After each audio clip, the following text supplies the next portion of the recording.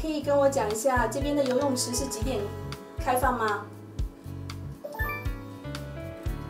游泳池服务提供时间为0800 AM 0800 PM。 Making visitors from overseas feel right at home. This automated hotel concierge helps guests 24/7 in the comfort of their own rooms. 甲，为什么公鸡总是高兴地唱歌？ It's also up for a joke. That's all in Mandarin, meaning the concierge actually replies in Mandarin. And you could play songs to ask the weather, to everything else in terms of food and questions that is quite unique to whatever that they would ask.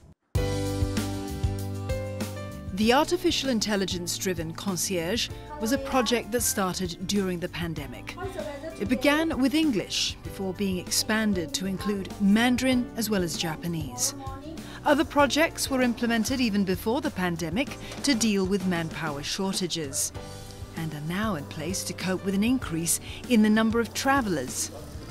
In the dining area, a robot serves up freshly cooked eggs. It's the type of high-tech touch that's likely to go down well with visitors from China, who pre-pandemic was Singapore's biggest source of tourists. They are very tech-savvy, as we know. We are very prepared in terms of payment options because they like to use payment options like Alipay or Union Pay or WeChat Pay. The Chinese traveller was always digitally savvy. They're even more digitally savvy now. So what that means for the destination trying to attract the Chinese tourists is they must be online here.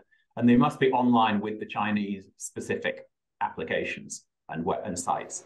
You must have a WeChat account. People think, oh, it'll be the young who's digitally savvy, but in also the 55-plus age group in our survey equally turns, first of all, to online reviews and online bookings. So the full spectrum of ages in China are digitally savvy, and that's where they go first.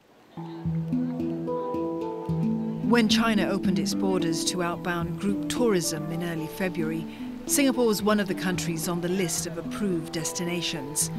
But those in the industry say there hasn't yet been a surge in travellers. It's got to do with what kind of services, what kind of airline connections are going to be put on, how quickly they can be put on. We'd all want to see the connections come up, but I don't think it's a matter of just, a snap of fingers and all the flights are going to be restored. So it's going to take some time before all these services are put back in place. China, during COVID, stopped renewing passports for 2 years. So about 20% of people don't have a valid passport. China has now started to renew passports again, but there's big backlogs. Secondly, visas. So revenge travel will come back quickest for countries with easy, open, and ideally online visa applications for the Chinese tourist. And the third one would be availability of outbound tourism licenses. Some local governments have started to issue those, but not all, and it's certainly not at the scale that it was pre-pandemic. The Singapore Tourism Board expects Chinese tourist arrivals this year to be 30 to 60% of pre-pandemic levels. The post-pandemic traveller is likely to travel in smaller groups.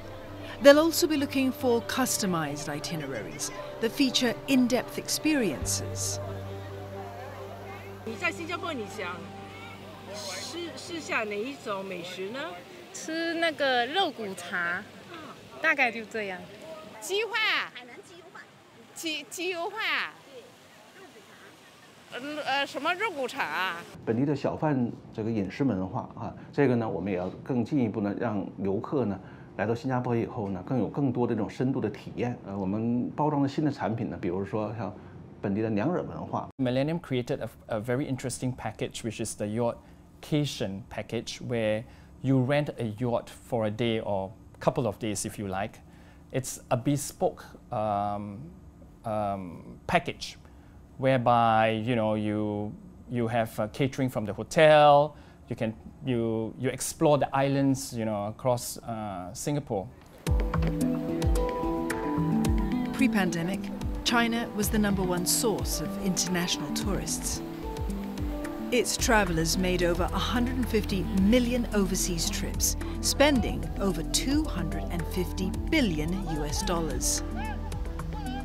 Singapore is a very good first destination for Chinese visitors because Singapore has the image and the impression of being very safe, and they feel comfortable coming to Singapore before they proceed on to other destinations.